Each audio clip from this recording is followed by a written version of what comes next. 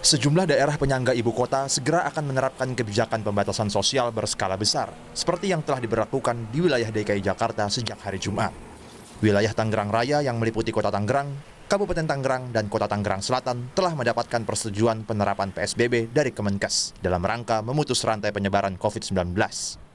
Dalam rapat koordinasi penanganan COVID-19 Senin kemarin, 3 kepala daerah se-Tangerang Raya sepakat menerapkan PSBB di wilayah mereka mulai hari Sabtu 18 April 2020 mendatang. Aturan teknis terkait penerapan PSBB di Tangerang Raya segera akan diatur dalam peraturan gubernur. Rancangan Pergub akan mengatur PSBB terkait sektor ekonomi, transportasi, termasuk jenis bantuan sosial untuk warga yang terdampak. Barusan kita adakan rapat terbatas. Kita ingin mendapatkan masukan dalam rangka penyempurnaan peraturan gubernur yang akan kita susun, akan kita terbitkan. Draftnya sudah ada, tapi paling tidak kita juga mereferensi mengacu kepada Pergubnya Jakarta dan Pergubnya Jawa Barat, karena Jabodetabek dan Jakarta itu kan kultur dan karakter masyarakatnya nggak bisa dipisahkan. Mobilisasi dan aktivitas masyarakatnya juga kan yang jelas ini sama dengan Jakarta. Termasuk kehidupan sosial juga sama dengan Jakarta, sama dengan Jabodetabek. Sebelum turunnya keputusan Menteri Kesehatan untuk penerapan PSBB di wilayah Tangerang Raya, lampu hijau sudah lebih dulu diberikan untuk daerah penyangga ibu kota di wilayah Provinsi Jawa Barat. PSBB akan mulai berlaku Rabu, 15 April 2020 di 5 daerah yakni Kabupaten Bogor, Kota Bogor, Kabupaten Bekasi, Kota Bekasi, dan Kota Depok. Gubernur Jawa Barat Ridwan Kamil menyatakan akan memanfaatkan masa pemberlakuan PSBB untuk menggelar tes masif corona dan memastikan tersampaikannya 7 program bantuan sosial baik dari pemerintah pusat maupun pemerintah provinsi. Dengan penerapan pembatasan sosial berskala besar, baik di ibu kota yang diikuti penerapan PSBB di daerah penyangga di wilayah Tangerang Raya maupun Jawa Barat, penanganan wabah virus corona bisa lebih terintegrasi. Pengaturan pergerakan aktivitas sosial yang terintegrasi akan menekan tingkat penularan COVID-19.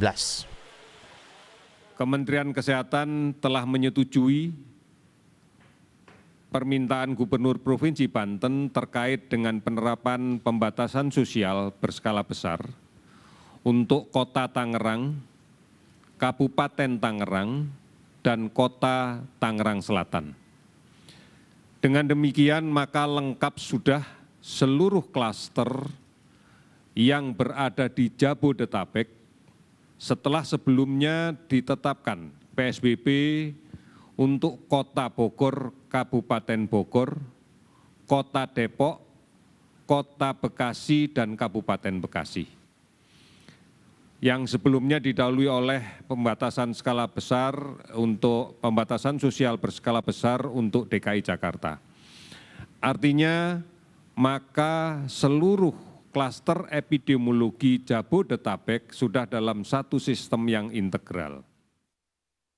Efektivitas penerapan pembatasan sosial berskala besar di Jabodetabek masih akan diuji dalam 2 pekan ke depan.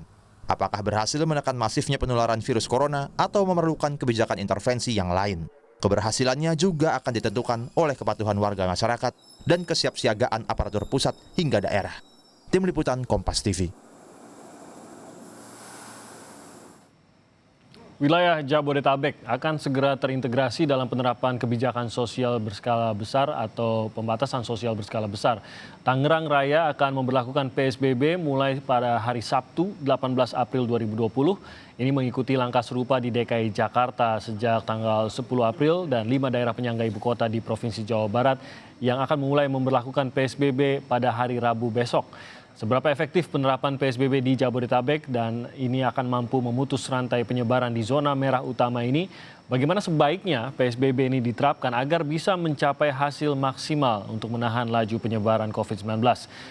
Dan kita sudah terhubung melalui saluran Skype. Ada 2 narasumber saya yang setahu saya selalu setia untuk bekerja dari rumah, hanya keluar seperlunya saja. Sudah ada pengamat kebijakan publik Agus Pambagio serta Ketua Jurnalis Bencana dan Krisis sekaligus wartawan harian Kompas, Mas Ahmad Arif. Selamat pagi Mas Agus dan Mas Arif. Pagi Timothy, pagi Arif. Selamat pagi Pak Agus, pagi Mas Armundi. Terima kasih sudah bisa bergabung bersama kami pagi hari ini. Mas Agus, tadi saya sempat berbicara sedikit dengan Anda. Anda sendiri ternyata bisa tetap memantau bagaimana perkembangan PSBB atau pemberlakuan PSBB ini baik di Jakarta hingga ke daerah Jawa Barat. Mungkin Anda boleh berbagi dengan kami bagaimana pantauan Anda. Sudah efektifkah? Apakah sudah mencapai tingkat yang menurut Anda sesuai dengan harapan pemerintah pada saat menerapkan PSBB ini? Ya, sejak hari Minggu saya pagi-pagi subuh saya keluar, habis sholat subuh saya jalan ke sana, tadi juga cek ke stasiun dan sebagainya. Nah, kemarin itu masih berantakan.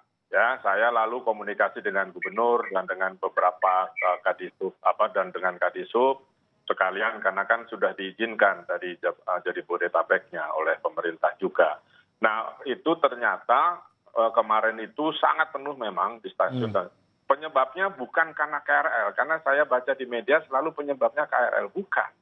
KRL kan mengikuti peraturan. Yang menjadi penyebab di DKI-nya itu masih beroperasi. Jadi saya kemarin berkomunikasi dengan Pak Gubernur, itu sebaiknya disanksi saja segera dengan yang baik, yang administrasi perdatanya 100 juta atau dicabut izinnya. Operasional ini Mas Agus maksudnya masih ada perusahaan-perusahaan yang mewajibkan karyawannya masuk gitu ya? Iya, karena kalau tidak digaji atau dipotong. Dan itu kan sangat memberatkan dan pasti orang akan datang ke Jakarta. Nah itu sekarang harus segera di sweeping pagi ini. Karena kalau tidak dikenakan sanksi tidak akan pernah selesai. Dan ini harus ada supaya besok, hari ini sudah berkurang yang naik kereta api, masih padat tapi sudah berkurang, jauh berkurang. Nah besok saya harapkan sudah tidak ada sehingga PT KAI atau KCI dalam hal ini bisa mengurangi fleet-nya. Nah, sekarang ini, sekali lagi, PSBB tanpa sanksi itu akan sama dengan social distancing. Nggak ada bedanya. Saya sudah katakan, kalau PSBB masih seperti itu, sudah bubarkan saja. Nggak usah pakai PSBB, pakai social distancing, biarkan saja. Karena tidak bisa diatur dan pemerintah tidak mampu menerapkan hukumnya. Ingat, orang Indonesia tidak bisa tanpa sanksi. Perdanya ganjil genap saja sanksinya 500.000. Masa ini nggak ada yang lebih berbahaya seperti itu kita. Jadi yang Anda lihat di sini adalah sumber masalah kenapa masih ramai saja, khususnya untuk Jakarta KRL lah. Ya, untuk KRL ya dari Bogor, untuk KRL, dari Bodetabek. Itu karena di Jakarta bisnisnya masih jalan dan mewajibkan karyawannya masuk. Itu yang harus diselesaikan hari ini.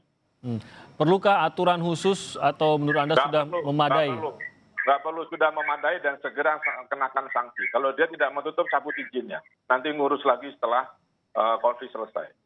Oke, saya ke Mas Arief. Mas Arief, kalau pantauan Anda bagaimana? Apakah Anda juga sempat melihat bagaimana situasi mungkin di sekitar daerah Anda ataupun yang kita lihat di Harian Kompas hari ini, bagaimana masih ramainya masyarakat yang berbondong-bondong ke Jakarta, memadati KRL dan juga bahkan sampai ke ojek online yang masih saja membonceng penumpang padahal seharusnya secara aturan sudah tidak boleh. Ya, terima kasih Mas. Saya sudah tidak keluar, tetapi ada beberapa teman jurnalis yang memberikan pantauannya di grup kami di Jurnalis Krisis dan Bencana misalnya, yang beberapa yang masih keluar menggunakan KRL memang menunjukkan adanya antrean sejak sebelum masuk sampai di dalam ya, terutama kemarin ya. Hari ini saya tadi dengar belum nggak seperti kemarin yang jelas, tetapi yang perlu kita hitung adalah taruhlah ada pengurangan jumlah penumpang KRL 50% saja, itu masih ada sekitar 500.000 orang yang bergerak melalui KRL. Karena sehari-hari KRL Jabodetabek itu hampir 1 juta orang kan yang bergerak kan. 500.000 itu angka yang sangat besar sekali dengan reproduktif angka penggandaan dari virus ini yang satu orang bisa menginfeksi 3 sampai 5 orang.